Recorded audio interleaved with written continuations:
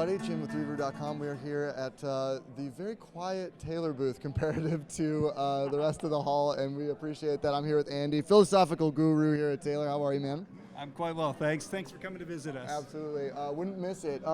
So big story is obviously the 600s. You guys have probably seen we're doing a giveaway right now on Reverb.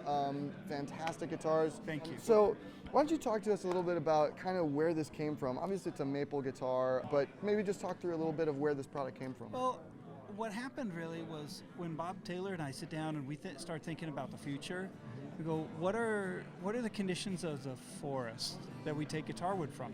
What's this going to be like in 20 years, 30 years time? We look around the world and go, well, one of the answers is maple. That's a wood that's growing in temperate climate forests all around the world. Those forests are well managed, sustainably harvested.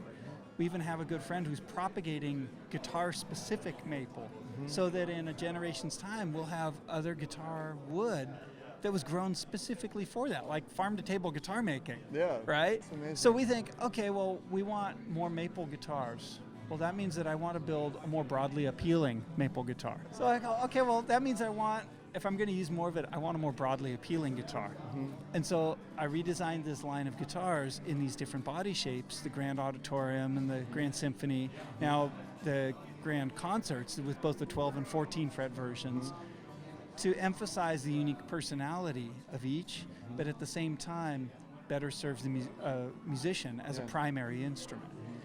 And so I changed the internal architecture, the thickness of the woods, the bracing, even the glues that I put everything together with, ultra thin finish, all these details to bring out a more gratifying kind of playing experience. I like to build a cohesive whole.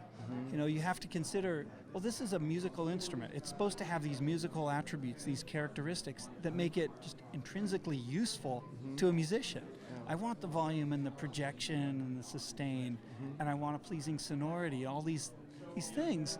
That's what makes for a really gratifying, appealing, expressive sounding instrument. And so that's what I wanted to put into this. So what's coming next from Taylor? I was talking to a few other guys. They had mentioned Koa. We're embarking on a project to do a similar thing as Steve McMinn is doing with Maple, to do with Koa. So in future generations, we'll have guitar-specific Koa forests.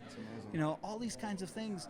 That's a real forward-thinking way to build guitars, but it's a really exciting one for me. I mean, I'll be building guitars for the rest of my life, and I hope that's a long while. Yeah. You know? And I mean, I'm going to be playing them. We're excited about every turn you guys make and every path you guys go down. So thanks for taking the time to talk to us. Likewise.